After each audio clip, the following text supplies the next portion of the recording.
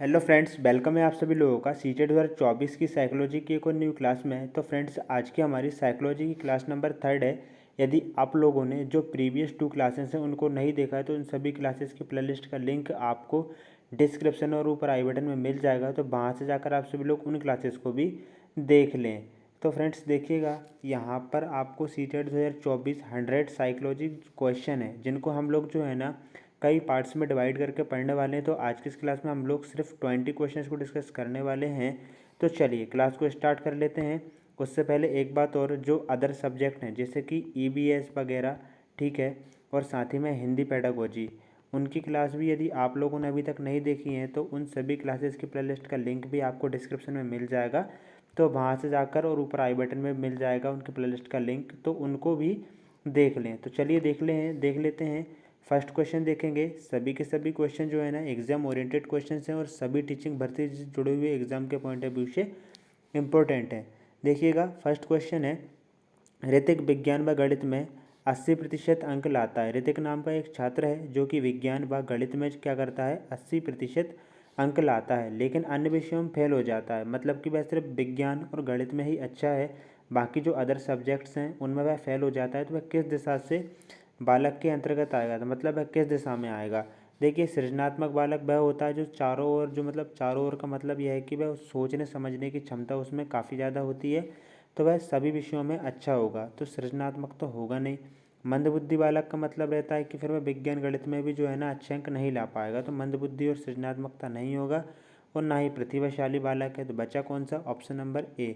तो correct answer option number A हो जाएगा। यहाँ पर हम लोग जो है ना एक क्लास आपको कुछ इस प्रकार की प्रोवाइड करा देंगे कि आपको पैडागोजी को जो है ना किस प्रकार से सॉल्व करना है। तो right answer option number A हो जाएगा। नेक्स्ट क्वेश्चन को देख लेते हैं। प्रिंसिपल ऑफ साइकोलॉजी के पुस्तक जो है उसके लेखक कौन है, मैकडूगल, विलियम जेम्स, रूसो या फिर थॉर्नडाइक। प्रिंसिपल ऑफ साइकोलॉजी पुस्तक की रचना किसने की थी, तो ये जो है ना ये विलियम जेम्स, इन्होंने प्रिंसिपल ऑफ साइकोलॉजी पुस्तक की रचना की थी। अब देखिए यहाँ पर बात हो रही है थॉर्नडाइक की भी, तो हम थॉर्नडाइक ने एक सिद्धांत दिया है। कौन सा सिद्धांत दिया है, उद्दीपन अनुक्रिया का सिद्धांत जो है ना वह थॉर्नडाइक ने दिया है। इन्होंने बिल्ली पर प्रयोग करके सिद्धांत का प्रतिपादन किया है, जिसमें इन्होंने 3 सीखने के मुख्य नियम बताए हैं। सबसे पहला हो जाएगा तत्परता का नियम, उसके बाद हो जाएगा अभ्यास का नियम, और उसके बाद हो जाएगा प्रभाव का नियम। तो हम लोगों ने जो थॉर्नडाइक है इनके सिद्धांत को कम्प्लीटली पढ़ चुके हैं। उसकी क्लास का प्लेलिस्ट, जो उसकी क्लास है, जो प्ले लिस्ट है सभी सिद्धांतों की, उसका लिंक आपको डिस्क्रिप्शन में मिल जाएगा, तो वहाँ से जाकर आप लोग क्लास को देख सकते हैं। राइट आंसर ऑप्शन नंबर यहाँ पर बी हो जाएगा। पियाजे मुख्यतः किस क्षेत्र में योगदान के लिए जाने जाते हैं। जीन पियाजे जो हैं वह मुख्य तौर पर किस क्षेत्र में योगदान के लिए जाने जाते हैं। आपके ऑप्शन हो जाएंगे भाषा विकास, सामाजिक विकास, संज्ञानात्मक विकास या फिर नैतिक विकास। Right answer option number C हो जाएगा। यहाँ पर जो जीन पियाजे हैं इनका सिद्धांत काफ़ी ज़्यादा इंपॉर्टेंट है, और जीन पियाजे से रिलेटेड 1 या 2 या 3 क्वेश्चन तो सीटेट एग्जाम में पूछे ही जाते हैं। तो जो जीन पियाजे का जो सिद्धांत है ना वह संज्ञानात्मक विकास से रिलेटेड है। अब जीन पियाजे के बारे में थोड़ा जान लेते हैं। तो देखिएगा, जीन पियाजे ने क्या किया है, संज्ञानात्मक विकास का सिद्धांत दिया है। इन्होंने अपने ही बच्चों पर प्रयोग किया था। तो इन्होंने सीखने की 4 अवस्थाएं बताई हैं, जिसमें जन्म से लेकर 2 वर्ष तक इनकी जो है ना वह कौन सी है, संवेदी गामक अवस्था है, जिसमें बच्चे इंद्रियों के माध्यम से सीखता है, इसलिए इस अवस्था को इंद्रियजनित गामक अवस्था भी कहा जाता है। उसके बाद 2 से लेकर 7 वर्ष तक है पूर्व संक्रियात्मक अवस्था। इसके बाद हम बात करेंगे 7 से लेकर 11 वर्ष तक मूर्त संक्रियात्मक अवस्था, जिसमें बच्चा मूर्त वस्तुओं के बारे में चिंतन करता है। और 11 से लेकर 15 वर्ष तक अमूर्त संक्रियात्मक अवस्था, जिसमें बच्चे जो अमूर्त चीज़ें होती हैं उनके बारे में भी चिंतन करना शुरू कर देता है और करने लगता है। तो याद रखिएगा। आगे देखेंगे, कक्षा में विद्यार्थियों की रुचि बनाए रखने के लिए एक शिक्षक उचित है। ठीक है, तो एक कक्षा है, मान लीजिए कक्षा है, उसमें विद्यार्थी हैं, उनकी रुचि बनी रहे, वह बोर ना हो, उसके लिए एक शिक्षक को क्या करना चाहिए, श्यामपट्ट का प्रयोग करना चाहिए, चर्चा करना चाहिए, कहानी कहना चाहिए या प्रश्न पूछना चाहिए। तो देखिए, सबसे पहले हम लोग आंसर देख लेते हैं। आंसर हो जाएगा ऑप्शन नंबर डी। अब यहाँ पर हम लोग इसको देख लेते हैं, ऑप्शन नंबर डी ही क्यों सही होगा। देखिए, आप लोग श्यामपट्ट का प्रयोग करेंगे तो बच्चे क्या करेंगे, ठीक है, वह कुछ समय के लिए बोर नहीं होंगे, लेकिन एक समय के बाद वह बोर होने लगेंगे। चर्चा वगैरह भी करेंगे, ठीक है। ये भी यहाँ पर चर्चा करेंगे कि एक किसी विषय पर आप चर्चा करेंगे तो कुछ बच्चे सुनेंगे, कुछ बच्चे नहीं सुनेंगे। कहानी कहना इसमें भी यही रहेगा, बट प्रश्न पूछने में क्या रहेगा कि जैसे कि बच्चे हैं उनके अकॉर्डिंग यदि आप क्वेश्चंस करेंगे ना तो सभी बच्चे बताएंगे, जिससे कि वह बोर नहीं होंगे और उनकी रुचि उस क्लास में बनी रहेगी। नेक्स्ट क्वेश्चन देखिएगा, विद्यार्थियों को विद्यालय में खेलना क्यों उचित है? तो विद्यार्थियों का विद्यालय में खेलना क्यों उचित है? ऑप्शन है, यह उन्हें शारीरिक रूप से सशक्त बनाएगा, यह शिक्षकों के लिए काम आसान करेगा, यह समय बिताने में सहायक होगा, यह सहयोग एवं संतुलन का विकास करेगा। देखिए, यह समय बिताने में सहायक होगा, ये तो होगा ही नहीं, ठीक है, ये तो कट गया। यह शिक्षकों के लिए काम आसान करेगा, बिल्कुल नहीं, ये भी कट गया। उन्हें शारीरिक रूप से सशक्त बनाएगा, या फिर यह सहयोग एवं संतुलन का विकास करेगा। तो right answer option number D हो जाएगा, क्योंकि देखिएगा बच्चे आपस में खेलेंगे ना तो एक दूसरे का सहयोग करेंगे, जिससे उनमें संतुलन व्याप्त होगा और जिससे उनका विकास होगा। Right answer option number D हो जाएगा। यहाँ पर सिर्फ शारीरिक की बात की गई है, मानसिक विकास भी होता है खेलों के माध्यम से। बाल केंद्रित शिक्षा के लिए किस मनोवैज्ञानिक शिक्षा शास्त्रियों का ध्यान केंद्रित किया है? बाल केंद्रित शिक्षा के लिए किस मनोवैज्ञानिक ने जो है ना वह ध्यान केंद्रित किया है? कोहलर ने, फ्रायड ने, रूसो ने, या फिर स्किनर ने? Correct answer option number C हो जाएगा, रूसो ने। अब देखिए स्किनर के बारे में बात कर लेते हैं। इन्होंने क्रिया प्रसूत अनुबंधन का सिद्धांत दिया है। कौन सा दिया है? क्रिया प्रसूत अनुबंधन का सिद्धांत दिया है, जिसमें इन्होंने किस पर प्रयोग किया है? चूहों पर प्रयोग करके यह सिद्धांत दिया है, याद रखिएगा। इसके बाद हम बात करते हैं फ्रायड। इन्होंने मन के 3 भेद बताएं, कौन कौन से? इड, ईगो, सुपर ईगो, ये तो व्यक्तित्व के हो गए, ठीक है। चेतन, अपचेतन और अर्धचेतन, ये मन के भेद हो गए हैं। कोहलर जो है ना गेस्टल्टवाद के जनक कहे जाते हैं। गेस्टल्टवाद के जनक कोहलर, कोफका, वर्दीमर को कहा जाता है। इन्होंने चिंपैंजी पर प्रयोग किया था। क्रिया प्रसूत मुख्यतः बल देता है। तो जो क्रिया प्रसूत सिद्धांत है जो कि स्किनर ने दिया है वह मुख्यतः किस पर बल देता है? आपके ऑप्शन हो जाएंगे शिक्षक पर, वातावरण पर, पुनर्बलन पर, या फिर अधिगम सामग्री पर। तो यह जो बल है ना यह देता है पुनर्बलन पर। पुनर्बलन का मतलब रहता है कि मान लीजिए एक बच्चा है, ठीक है, उससे आप बोलते हैं मतलब कि आपका कोई रिलेटिव है कि आप इस सब्जेक्ट में या इस क्लास में ज़्यादा से ज़्यादा मार्क्स लेकर आएँ, सबसे ज़्यादा परसेंटेज लेकर आएँ, तो उनको क्या है आप पुरस्कार देंगे। तो ये एक प्रकार का पुनर्बलन हो जाता है। ये तो सकारात्मक पुनर्बलन हो गया है। आपने कक्षाओं में देखा होगा कि जो बच्चे पढ़ते नहीं हैं, ज़्यादा शोर करते हैं, उनको जो है ना दंड भी दिया जाता है, तो वह भी एक प्रकार का पुनर्बलन ही कहलाता है। धीमी गति से सीखने वाले बालकों के लिए अधिक उपयोगी सिद्धांत कौन सा है? जो बच्चे धीमी गति से सीखते हैं उनके लिए कौन सा सिद्धांत सबसे ज़्यादा उपयोगी है? कोहलर का सिद्धांत, थॉर्नडाइक का सिद्धांत, हल का सिद्धांत, या फिर थर्स्टन का सिद्धांत? करेक्ट हो जाएगा ऑप्शन नंबर बी। जो थॉर्नडाइक का सिद्धांत है ना वह सबसे ज़्यादा उपयोगी होगा जो बच्चे धीमी गति से सीखते हैं।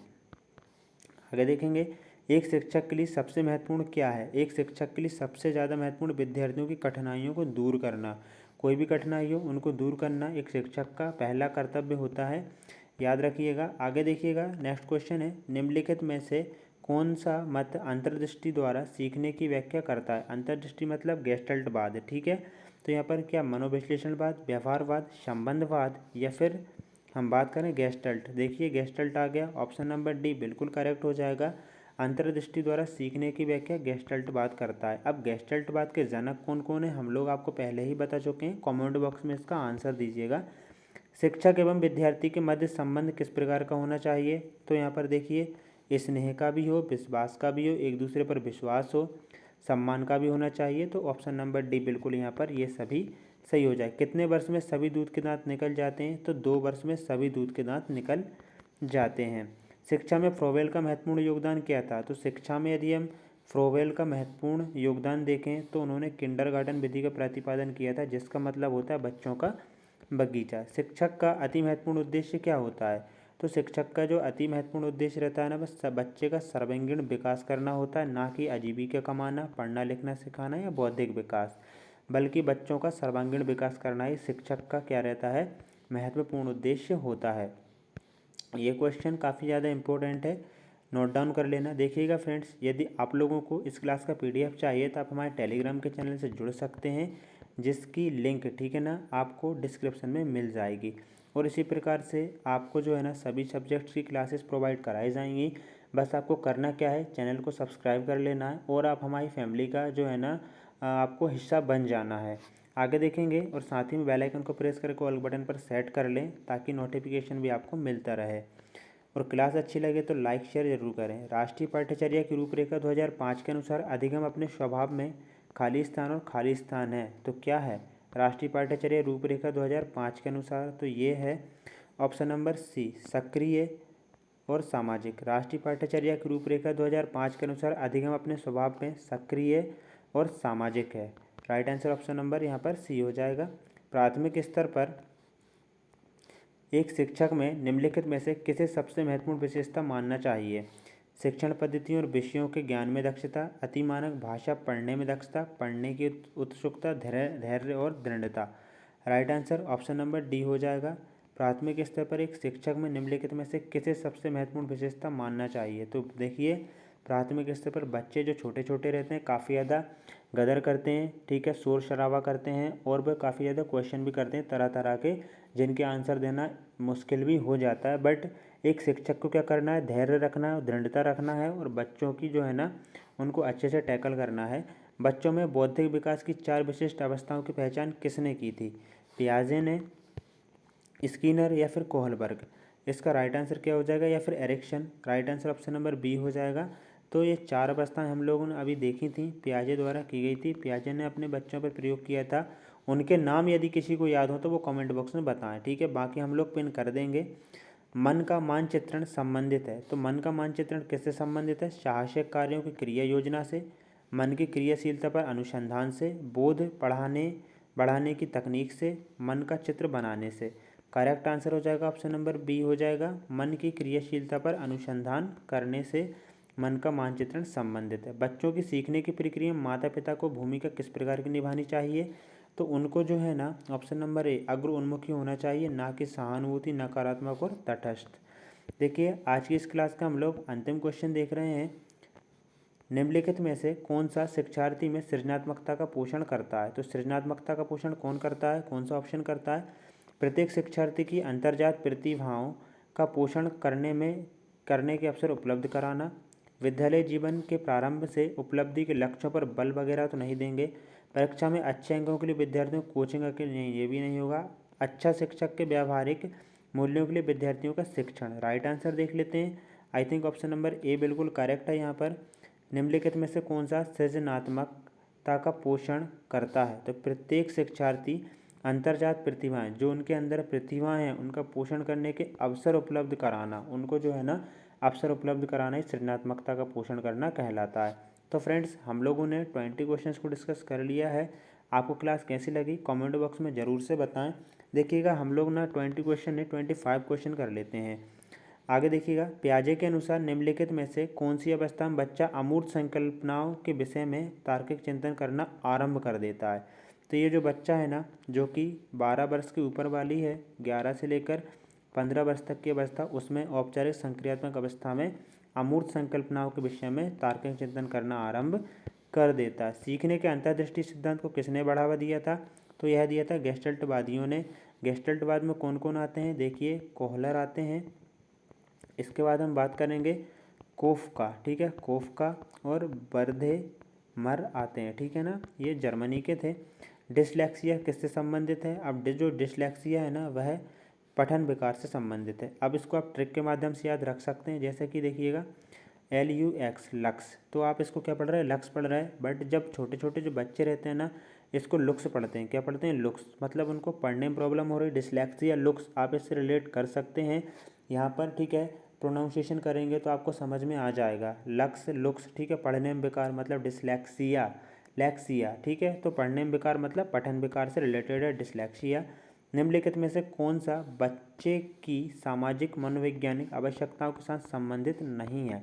तो कौन सा नहीं है संबंधित? ऑप्शन नंबर ए बिल्कुल संबंधित नहीं है, कि शरीर में अपशिष्ट पदार्थों का नियमित रूप से बाहर निकलना जो है उनकी आवश्यकताओं के साथ संबंध नहीं है। सामाजिक अनुमोदन अथवा सराहना की आवश्यकता, ये तो है, क्योंकि उनको बार बार जो है ना प्रोत्साहन भी देना पड़ेगा। संवेगात्मक सुरक्षा की आवश्यकता, मतलब ना ज़्यादा वह क्रोध करें, ठीक है, कोई भी हिंसा वगैरह ना हो, अपने संवेगों पर काबू रखें। सानिध्य संगति की आवश्यकता, अच्छी उनकी जो है ना वह संगति हो। इस प्रकार से आज की क्लास का हम लोग अंतिम क्वेश्चन देख रहे हैं। वह कौन सा स्थान है जहाँ बच्चे के संज्ञानात्मक विकास को सबसे बेहतर तरीके से परिभाषित किया जा सकता है? विद्यालय एवं कक्षा पर्यावरण, सभागार, घर या फिर खेल का मैदान। तो करेक्ट आंसर हो जाएगा ऑप्शन नंबर ए। ठीक है, जो है ना बच्चे के संज्ञानात्मक विकास को सबसे बेहतर तरीके से विद्यालय एवं कक्षा पर्यावरण में परिभाषित किया जा सकता है। तो फ्रेंड्स, हम लोगों ने 25 क्वेश्चंस को डिस्कस किया। आपके 25 में से कितने क्वेश्चन सही हुए कमेंट बॉक्स में ज़रूर से बताएं। और साथ ही में यदि अभी तक आप लोगों ने चैनल को सब्सक्राइब नहीं किया है तो चैनल को सब्सक्राइब करके आप हमारी फैमिली का हिस्सा बन जाएं और लाइक करें, बेल आइकन को प्रेस करें, कॉल बटन पर सेट कर लें, जिससे कि जो नेक्स्ट वीडियो ना उसका नोटिफिकेशन आपको सबसे पहले मिल सके। जय हिंद दोस्तों, वंदे मातरम। मिलते हैं एक और न्यू क्लास में।